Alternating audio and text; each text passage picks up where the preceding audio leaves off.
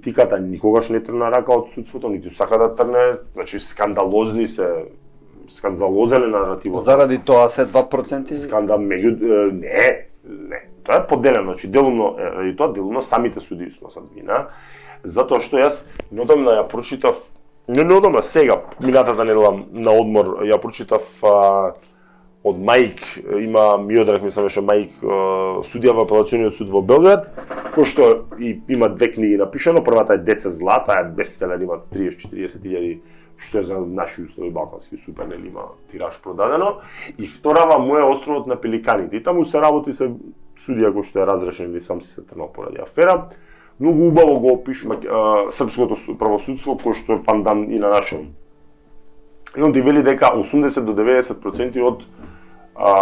судиите се честни, не се митаџи, тоа тврдам отворено дека е така, дека 90-95% од нив не се митаџи, но дека се во својата комфорт зона. Не сакаат да се борат, тивки се, не сакаат да се загрозат самите себе си, и молчат на политичариве. Ти имаш состојба да сегашната министерка за и само да ги докажам процентиве дека еден дел се 5% се митаџи, он вели, и кај нас е тоа така, 5% се митаџи, а дека многу мал процент се од оние кои што не се плашат да се произнесат. Кај нас е тоа дури и многу помал процент, речиси се безгласни,